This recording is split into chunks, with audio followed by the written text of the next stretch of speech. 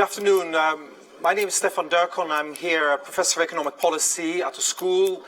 I'm a researcher working often on Africa or developing economies in general. I also work in government as a chief economist in one of the UK government departments. We have an exciting session today, and apologies for starting a little bit late. I just want to pre-announce now that we're going to run about 10 minutes over on the timetable. So it's a little bit shorter than we initially planned. But we have two exciting speakers and then also a very exciting person that will give us some comments on some of the things we've heard, and then hopefully plenty of time for Q&A. So let me briefly just take the time to first introduce the speakers and then actually say a little bit about the session, what we hope to do today.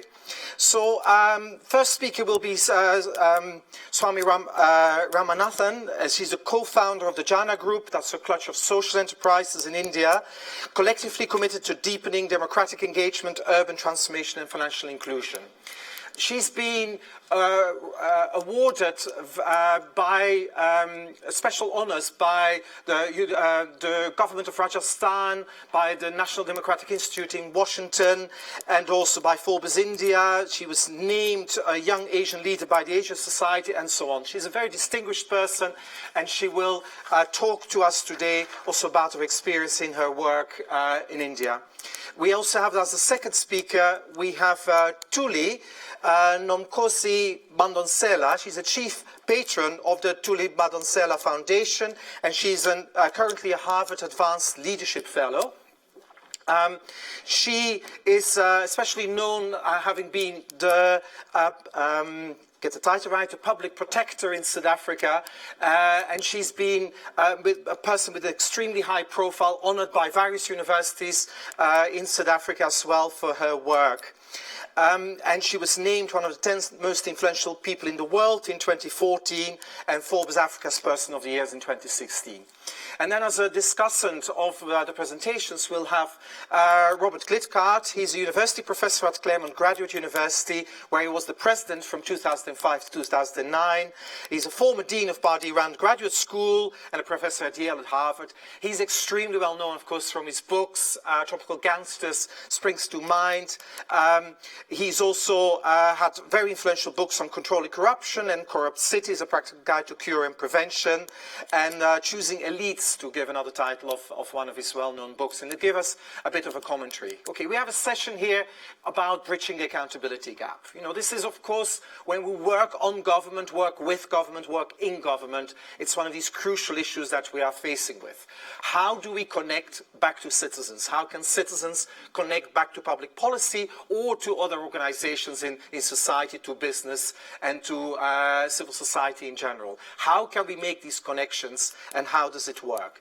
How does accountability come about? How does it get maintained? And what are the big challenges about it? You know, role of technology, maybe that will give us opportunities. At the same time, it can also create all kinds of other parts of accountability that creates further dangers. So I hope we'll have an interesting discussion. I'm going to rigorously chair here in terms of the time that I allow to the speakers, because I do want to hear your voices. Look, this is about accountability. You can hold the speakers to account on the views they have, and let's have a good discussion here. Thank you very much. To Swati, please.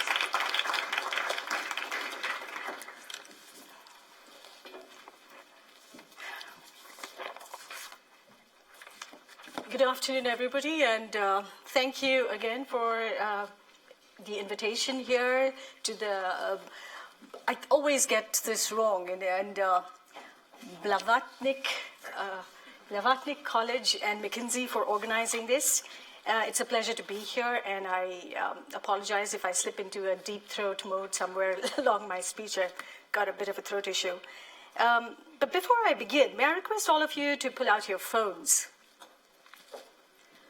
And no, it's not to switch it off or to put it on silent. It's actually, I want you to download an app called I Paid a Bribe, which, can somebody put the slide up for me? It's called I Paid a Bribe. Download it from your Google or your Apple Play Store, and I will come back to it. Make sure you get the right one, the original, and not the copycats. It's like a yellow, or lemon yellow, so it's unmissable. But this is the one. All right, let me begin with a quick context to my own journey. It's been 18 years since I returned with my husband and children to India after a decade in the US. We moved to the US in our early 20s, and like many aspiring middle-class youth of our generation, we were focused entirely on our own success. But we were also awed by the quality of life that people here and in the US took for granted. Simple stuff. The public transport system worked, everybody had access to public education, and the snow got picked up even after the most disastrous of snowstorms. Our experiences of the world outside India, however, brought us almost inevitably back home, not unlike the protagonist in The Alchemist. You could say a calling to return home and to be part of change in India. And I remember, everybody, and I remember my mother saying that, we were absolutely mad to come back, leave our well-paying jobs and great quality of life and return back to India. And I think secretly she was going to miss her annual retreats with us in foreign lands. But to come back to quality of life, over the last 18 years since we returned home, while the canvas of our work has expanded substantially and we now have many institutions working on many aspects of the urban transformation in India, the prism for all of our work has remained constant: the impact on the average citizen and her quality of life.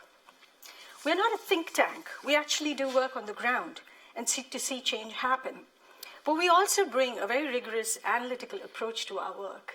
And so we like to call ourselves a do tank that thinks.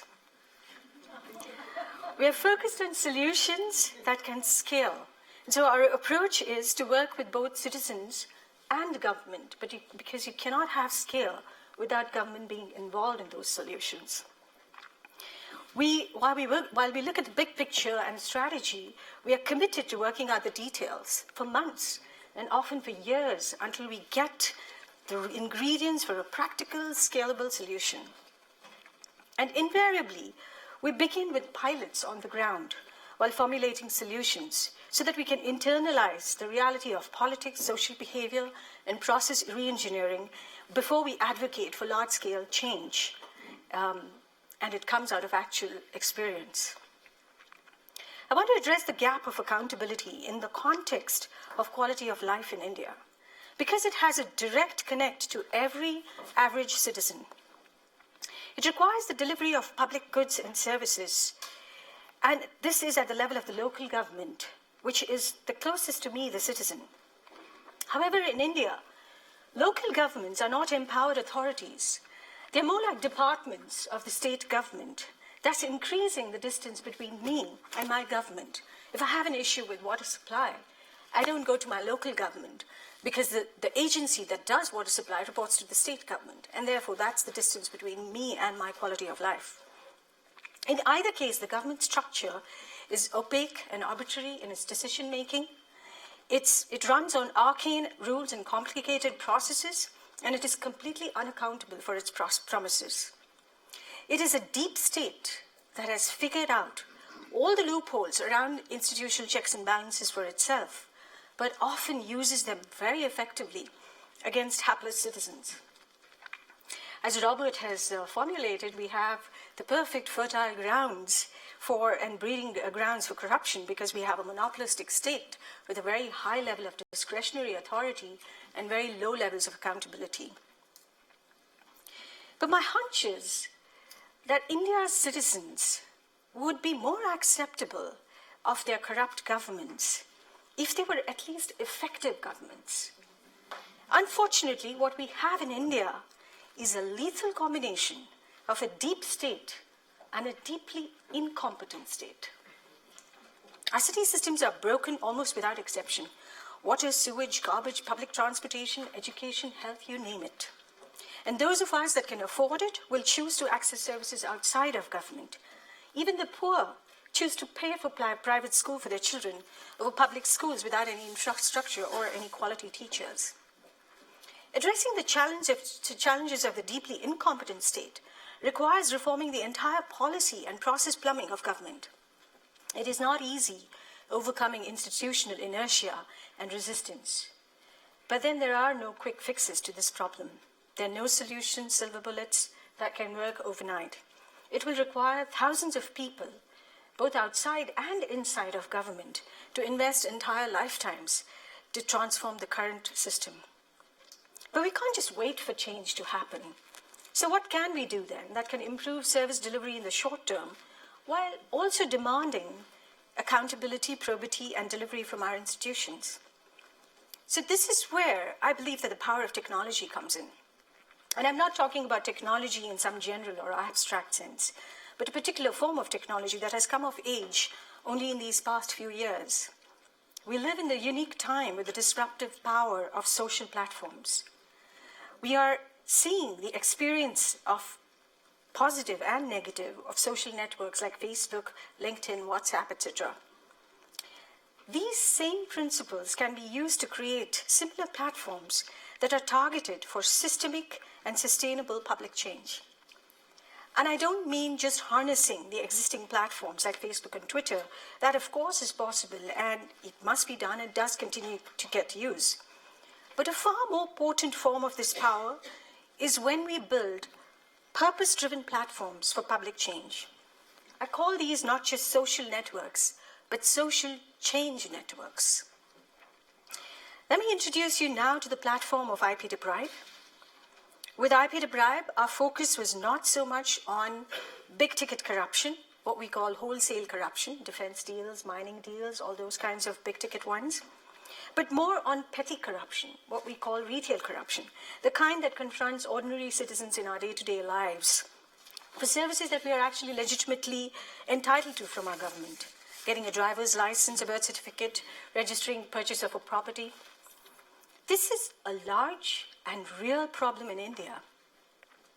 In all of our ground organizing, mobilizing, every time we ask citizens in any group, what are the biggest challenges of our country?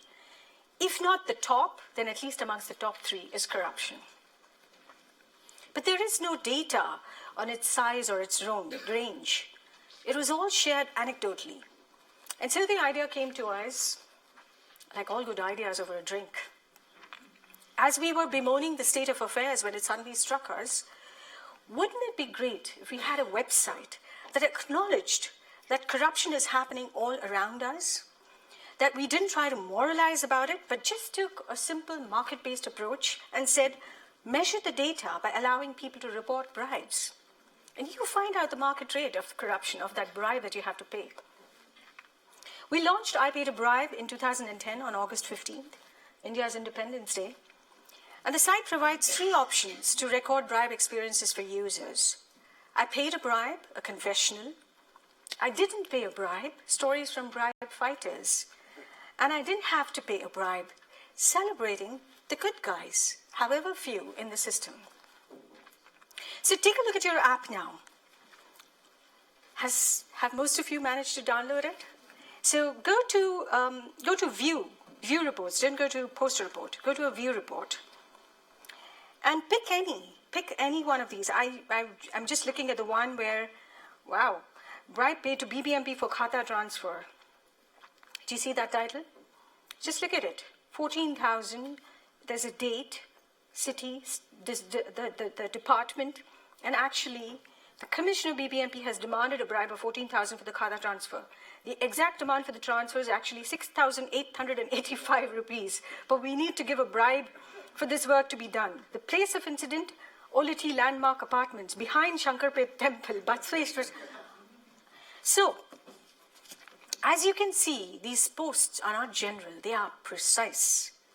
The transactional focus encourages specifics, and the social network nature of the platform increases engagement. Since its launch, IP to Bribe has had 14 million visitors. We've had 140,000 such bribes reported and amounting to over 28 billion rupees over 600 cities and towns in the country.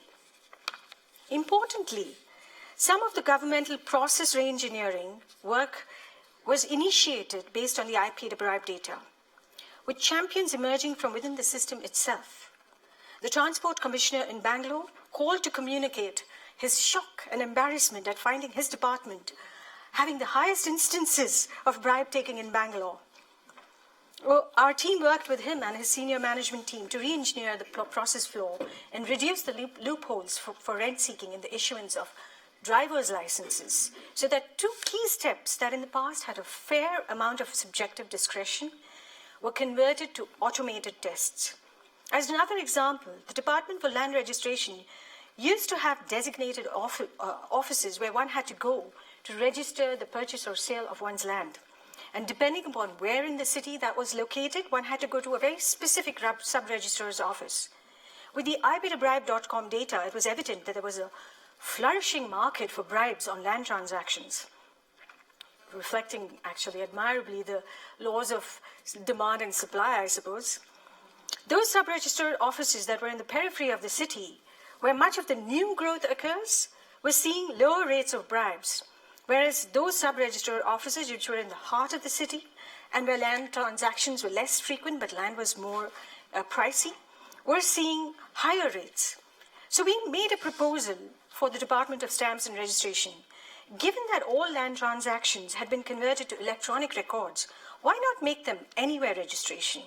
That is, one could go to any sub-registrar office in the city to register as one land transaction. So I find out which sub-registrar is charging the least amount of bribe, and I go to that one. It took several months of advocacy, but anywhere registration was indeed put in place in Bangalore, and the rates for land transactions apparently have come down since then. The site seems to have struck a chord globally as well. We intended it to be for India because we thought, my God, largest democracy, most corrupt, etc. But it was unbelievable how we got inundated with requests for partnerships from other countries. We now therefore have, the last count was 29 countries that run I Pay to Bribe, and we have another dozen in the pipeline.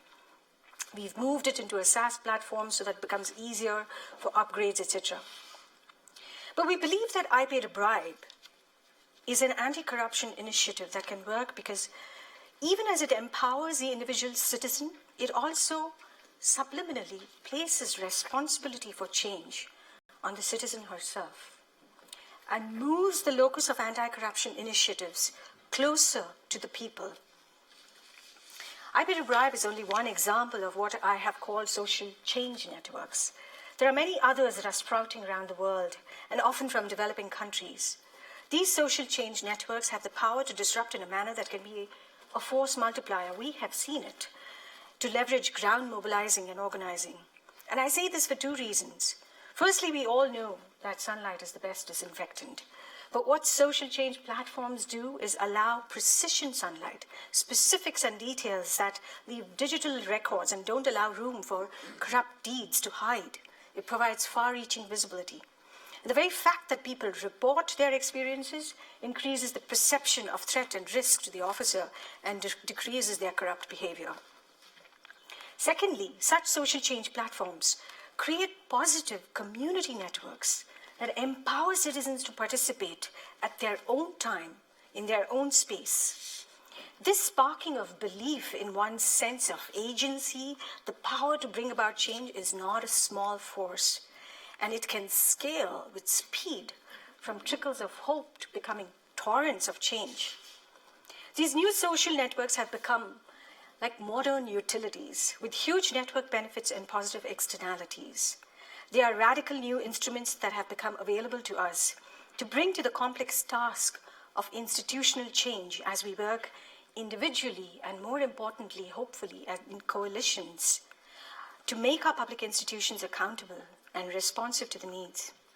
For those of us who are working on the ground and have the nicks and bruises to show, it's like an excruciating tango of transformation. It's 2 steps forward, and 1 step sideways, and 1 step backwards. And such gatherings allow us to pause, to assimilate, to share, and when this conference ends, to go back into the trenches to do our work. Thank you.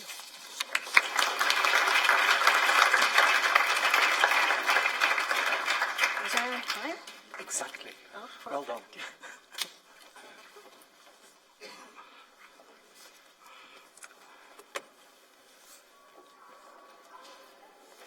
Greetings, dear colleagues. Thank you for this wonderful opportunity to the Blavatnik School of Government and Oxford. I am particularly grateful to our colleague, thank you. I'm particularly grateful to our colleague, the head of the school, Professor Naire Woods, for being here. Unknown to her, she's also the reason why I'm at Harvard at the Advanced Leadership Fellowship at the moment. What a timely conference it is. It is a conference that comes at a time when we have a world that is at crossroads, and at the center of that challenge are issues of accountability, integrity, and social justice. I will talk primarily about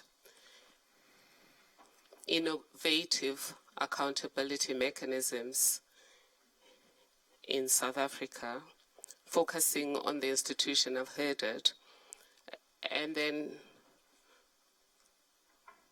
touch on the paradox of innovative accountability mechanisms and subversion of those mechanisms.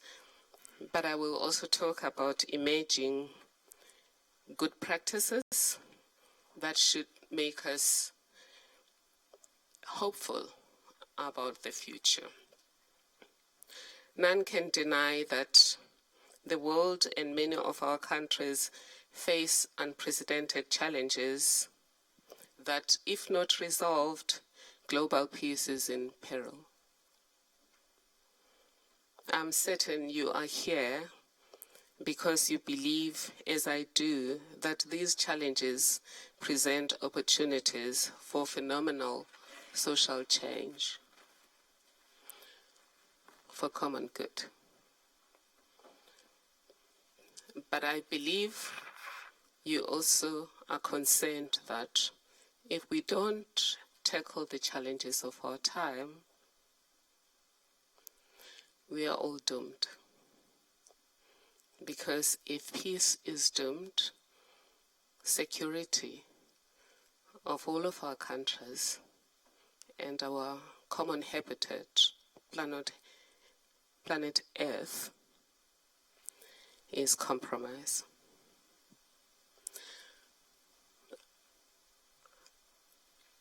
I'm here to share with you experiences around accountability and innovation. I come from a country that transcended the brink of catastrophe and emerged as a global model on innovative leadership for peaceful transition and innovative arrangements for redressing the legacy of past injustices. What may be unknown to you is that that transition also included innovative accountability mechanisms, among those being the public protector that I've had the privilege of heading for the last 7 years.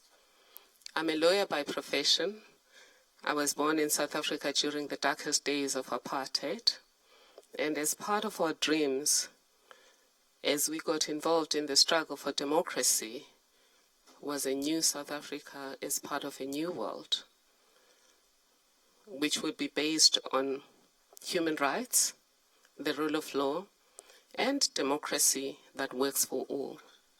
And central to that democracy that works for all was social justice. But predicated, or that social justice was predicated on a state that was going to operate differently from the previous state. It was a state that was going to be guided by a constitutional vision, which would be the lodestar of the new democracy. That will be a constitutional vision that envisages a society where everyone's potential is freed and everyone's life is improved. For that to happen, the Constitution described in very clear terms what kind of state would be the steward to deliver or to drive the delivery of the new society. It was going to be a state that is accountable, a state that operates with integrity at all times, a state that's transparent, and a state where all state actors or state functionaries operate with the highest level of professional ethics. It was a state also where constitutional responsibilities were going to be placed at the top of the government agenda.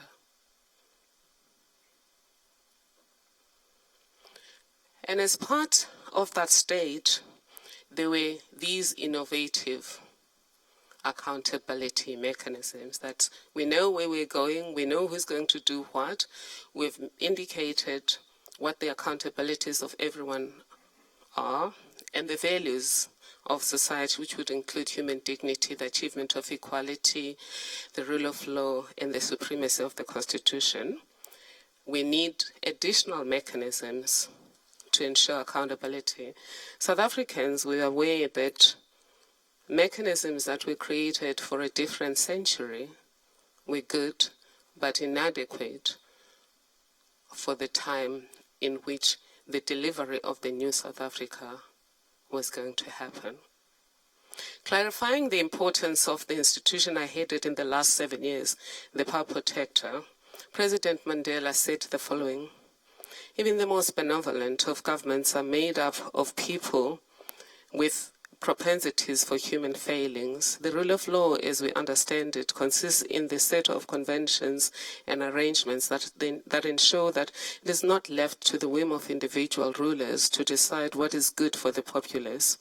The administrative conduct of government and authorities are subject to scrutiny of independent organs. This is an essential element of good governance that we have sought to have built into our new constitutional order. An essential part of that constitutional architecture are those institutions supporting constitutional democracy. Among these are the Power Protector, the Human Rights Commission, the Auditor General, the Independent Electoral Commission, the Commission on Gender Equality, and the Constitutional Court.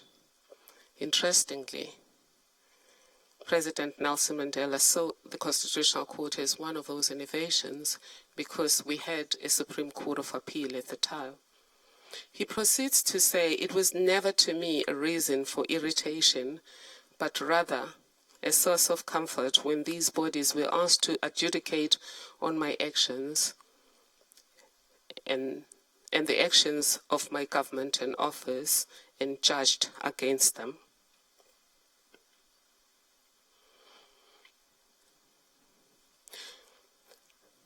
These pronouncements were made by President Nelson Mandela, the first president in democratic South Africa. We then moved to the time when I became public protector, which was several years later. You will note in what I've said that he thought accountability was going to be essential, and that accountability was not going to be for the cleaners in government or the ordinary employees in industry. It was going to be accountability for all, including himself.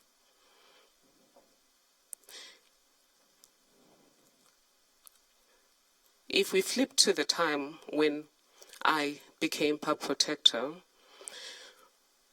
we're confronted with a different situation. It would appear that the current president did not have the same generosity of spirit when it came to sharing his powers as president with other institutions. At least that is the impression that I got when I had to investigate his conduct and issue a report called Secure in Comfort.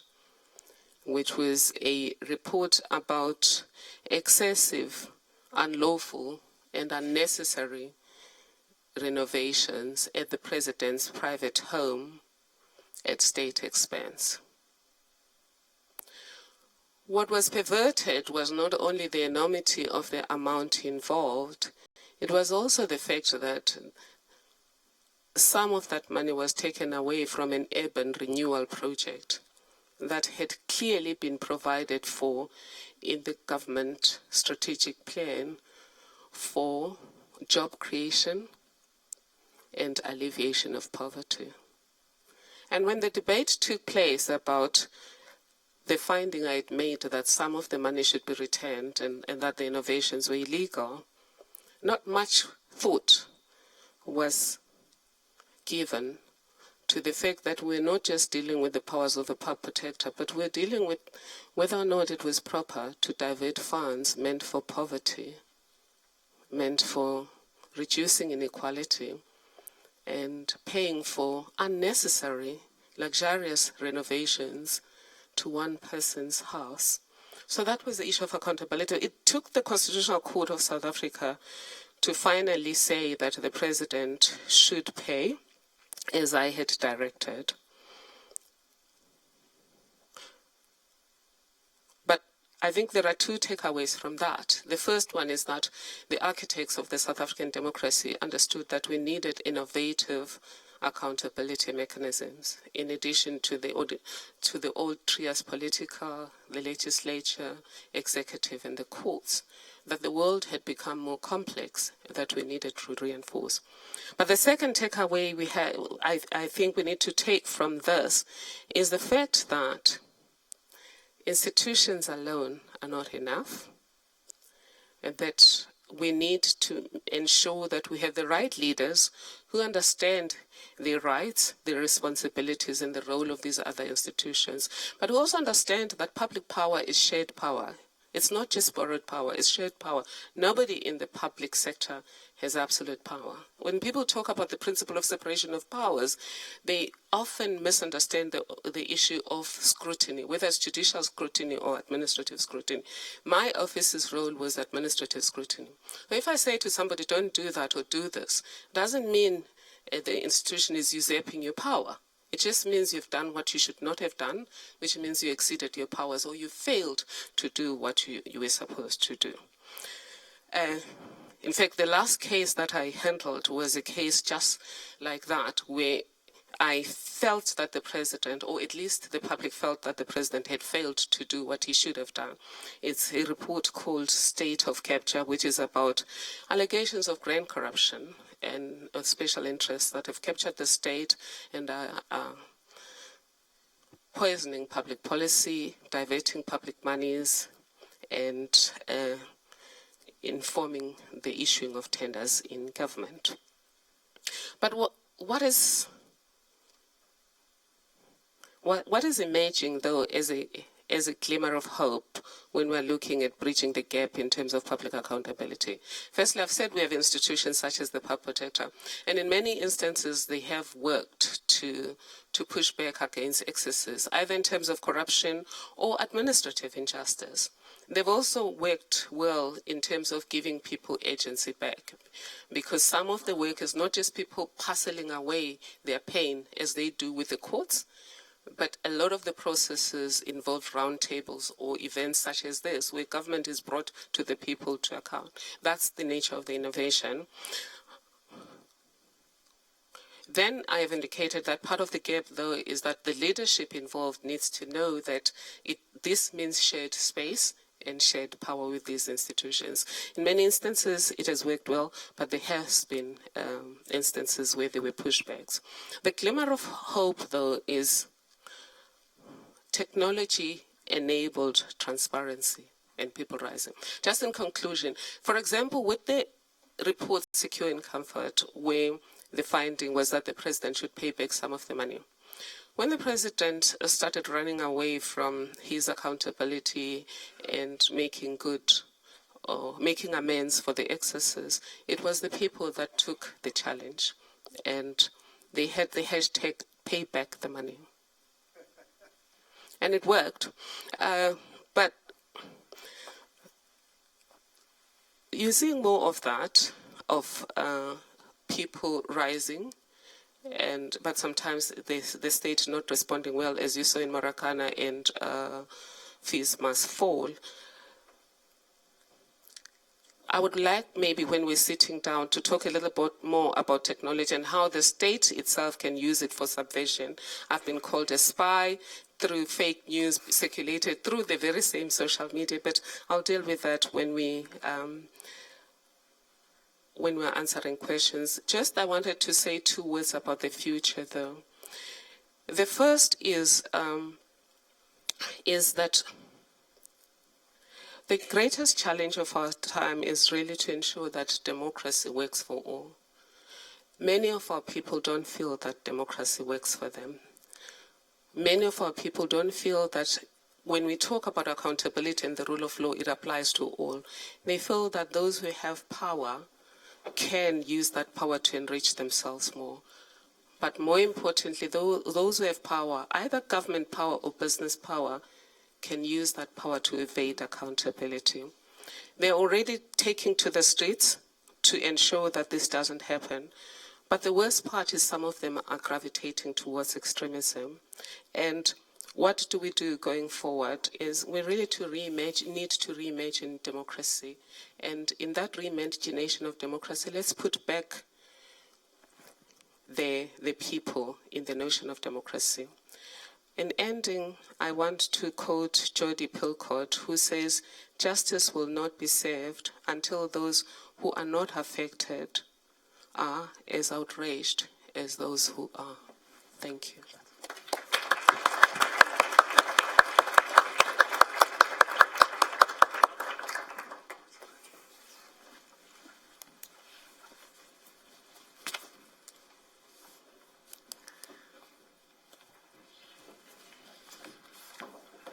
So I'd like to take 5 minutes to imagine further success for Swati and Thuli 5 years from now, and the possible roles of a school like this one, and knowledge institutions like McKinsey and others in helping move that agenda forward. So imagine we move from heat maps to bright spots, and from acts to systems. Now, heat maps means if we take something like IPaidAbribe.com and its 29 followers around the world, China's in, out, they create from these reports maps of where things are happening. So you can see in Bangalore, for example, where the police are corrupt. What are the hot spots? And you can see around the country which ministries and which regions have the most examples of what kinds of corruption. Now imagine you worked, university, think tank, consulting firm, worked with her to help her convert the heat map to bright spots. Imagine, for example, we talk about police. We know there's more crimes in certain areas than in others because of income and other features. So we control for that in the background. And we take the residuals and we plot those on the map.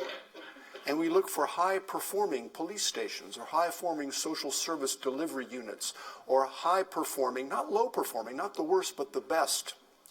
And then when you work with those police forces, when you work with those service providers, you have an excuse for meddling with their data because you're going to tell them, you know what we're going to do with you?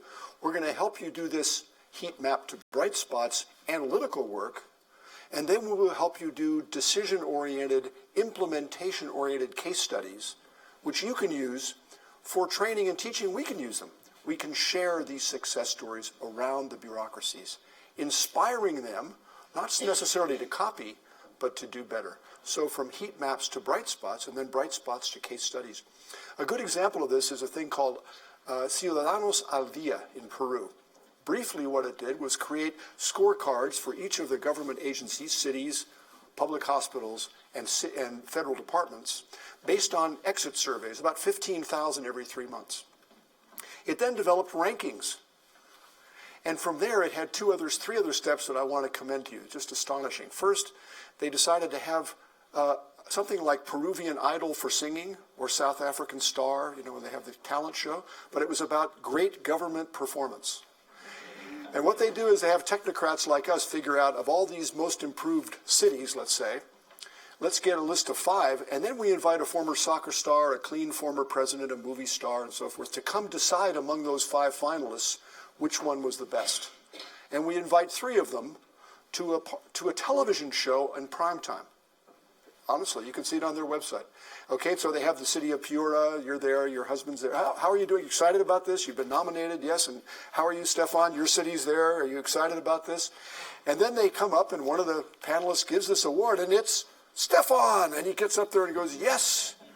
And then they interview Stefan, but they don't stop there. They celebrate success. The newspapers all study, what did he do? But so does this nonprofit. With the help of universities. They go and figure out, what did you do in land registry, trash collection, city power, and so forth to make that work. And from there they develop checklists. First of all, they have examples of buenas prácticas, not best practice. They have 800 of them on their website right now. And then if you're a city that hasn't done so well, Klitgaard city, for example, then we have to go there and ask them, would you like to help me out? And they say, yes, we'll come do some detailed surveys and we'll help train you based on the examples from Peru of buenas prácticas. And it works. You can see one of these cities a year later in a video where this gentleman, looks like he probably has an 8th grade education, runs the land registry, and is bragging about how well it's gone. So from heat maps to bright spots, and then this idea of documenting, celebrating those successes and propagating them everywhere. Isn't that a great role for universities like us and places like McKinsey? Okay. Now, a second idea quickly is from acts to systems. What IPaidAbribe.com does in a revolutionary way is, first confidentially, and now more and more with people reporting their names, is they give me a chance to say, I had to pay a bribe here. And then somebody else goes, I did too. And then they go out the next day with a cell phone and take a picture of that policeman. Or else they have advice. Somebody wrote it, I've had to pay this bribe, what can I do? And Stefan, it's like Khan Academy. Somebody helps you with the problem set and figure out how to avoid the bribe. So that's very cool. But imagine now we think of systems. Imagine, for example, in procurement. Imagine there's a parallel system from pre-qualification to the design of the contract, to the awarding of the contract, and to those ex post fiddling around orders where the big bribery occurs. And imagine now we don't just say what the ostensible system is, how to make it stronger with training and computers, but we go to 15 contractors who are involved in the road building scams, and we say, listen, I really don't care if you've paid a bribe or not. We're talking about systems, not acts. But let's go through the system and tell me how it works. I won't attribute it to you. I'm going to do 15 interviews. We'll share the results in a systems analysis, and then we'll have a meeting of the private sector, not you, the government, maybe some of the donors who are providing the money for the roads or whatever, maybe some of the NGOs who are providing scrutiny, and we'll figure out, this is how the parallel systems work. How can we work together? How can you work together to make this happen? Can you imagine that being a good role for a university or a knowledge institution? Because you have the credibility to do those interviews in a nonpartisan way, we hope. You have the ability to pull together a convening like that and facilitate it without telling them what to do, and then to help them follow through with further surveys. So my humble suggestion to follow through the awesome work that you two have been doing is to move from heat maps to bright spots and from acts to systems. Thank you.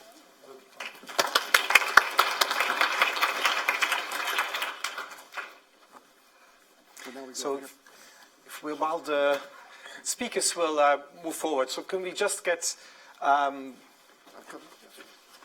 could we just get some questions from the floor, please? And I propose to take 3 questions at a time or more. You can also make an extremely brief comment, but really brief. Could you please say who you are and then put your question or your very brief comment? Hello, Daniel Ambauer from the UK National Audit Office. I'll be interested to hear a bit about what you think independent public audit can contribute in your countries to bridge the accountability gap. Very good. Some more comments?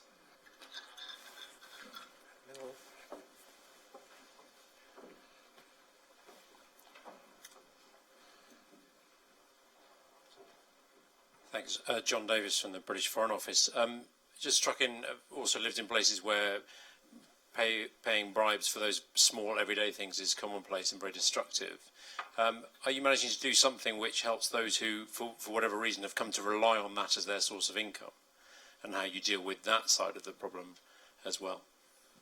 Okay. Any more comments? Larry, yeah, take it. Yes, so instinctively I see the point of shaming people that are taking bribes and such like. It's very important not to have a culture of impunity. But there's another side, which I think Bob is getting at, Bob Klitgaard in his comments, which is what we now know about human behavior. In other words, humans like to converge with the norm. So if you know that 85% of police officers are taking bribes, you're probably more likely to take a bribe or to ask for a bribe, because after all, that's what police officers do. It normalizes it. And I just wondered how each of you in your environments, you know, how you balance the effect of, you know, highlighting corruption on the one hand with trying to create a powerful public sector ethos on the other that says, actually, this is not how, you know, I noticed on your website that I met an honest officer has 0 reports, and my heart sank, you know, and I just wondered, you know, how do you both show up wrongdoing but create an impression that actually most people are doing it right? Swati, want to? Very quickly, let me just respond in the order that it was asked. The audit part of it, I think it's very important that we do have municipal audits, and it is only now beginning. I think part of it is you need to show to governments, because there is so much inertia, as I said, in the system, to ask it to do something extra, which shows, you know, which actually puts the spotlight on it. You need to show benefit as well. And I think that's been the great learning for us working on the ground and working with the system. If you try to force something which they're not ready for, it's never going to work, and the system will find every way to block and check this. But municipalities are actually completely bankrupt, because the states are the ones, it goes upwards, the collections go upwards, and then the taxes, and then there's a distribution. The only thing that they have is property tax. And because they are so inefficient, nobody is willing to lend to them. And I think herein, that's where we can say that, look, you need to do audits, because only then can you raise capital. Only then can you actually have a municipal bond that will work. And I think that's what's happening in India.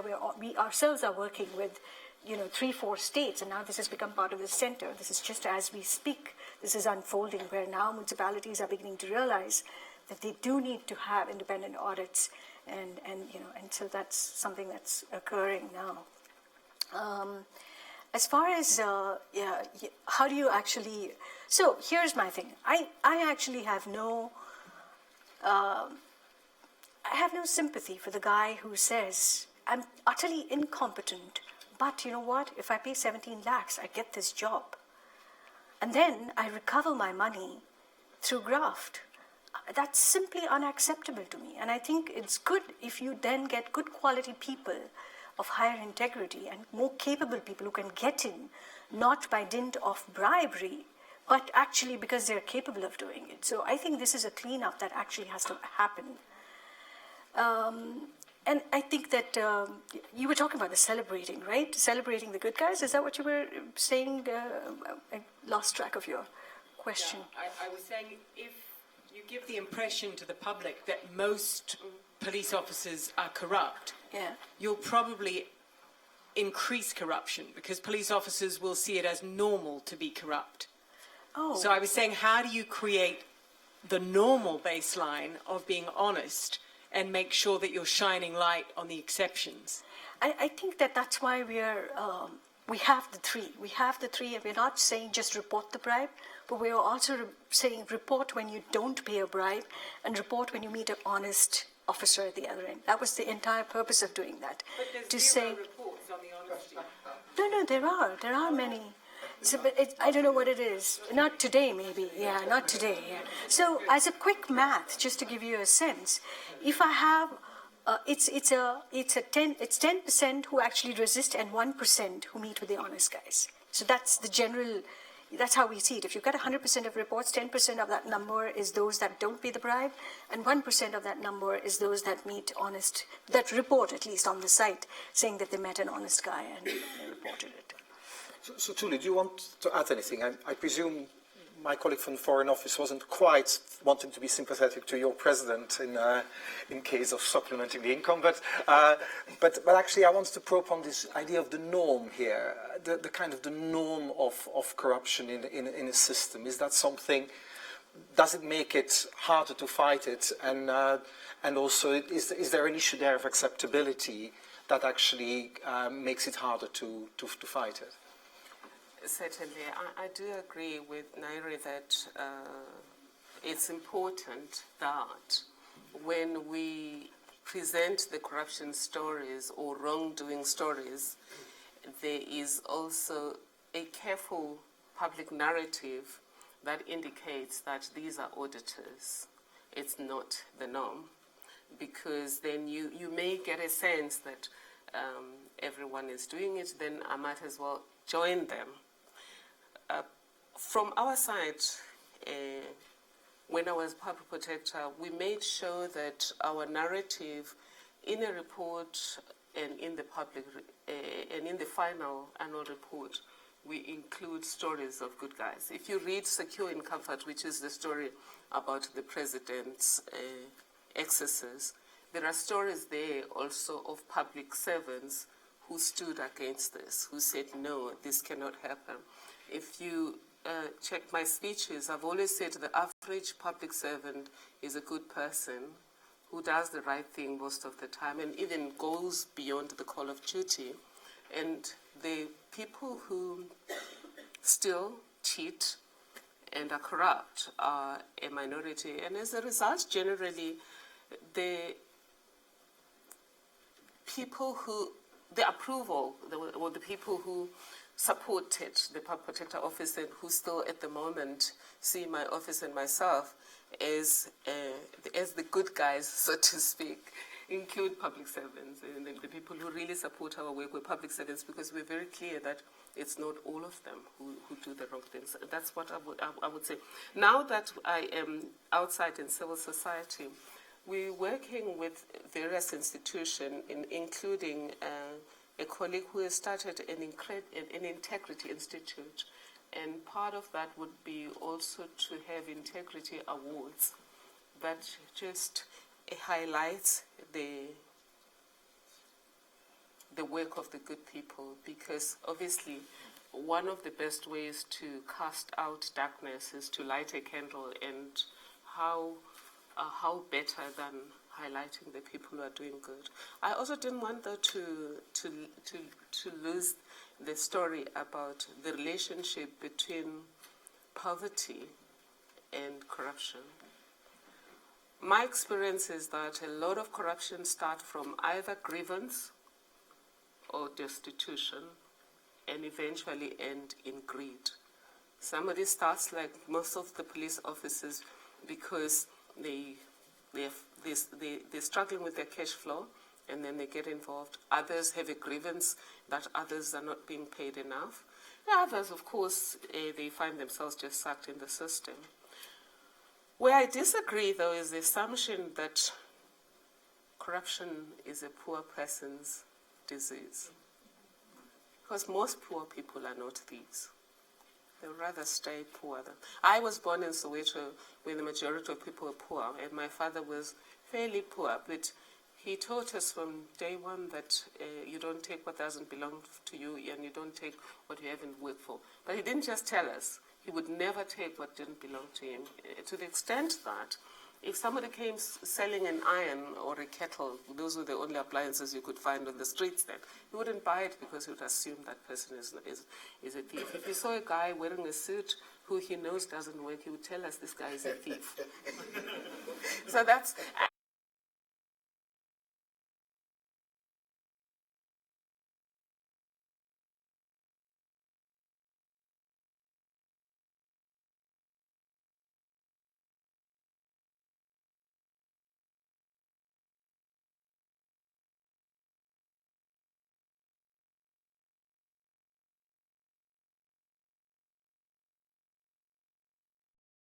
is to a great extent the West's involvement in giving bribes and shielding bribes that has encouraged large-scale corruption.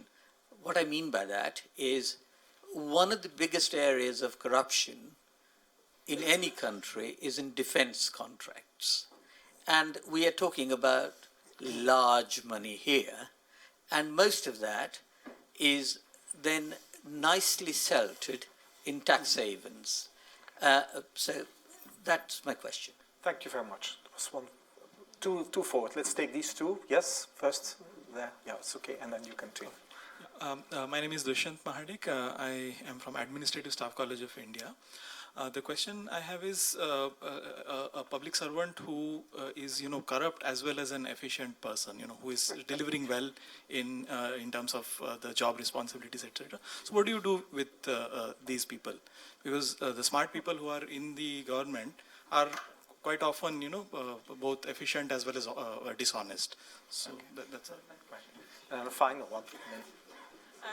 Hi, my name is Namfonda.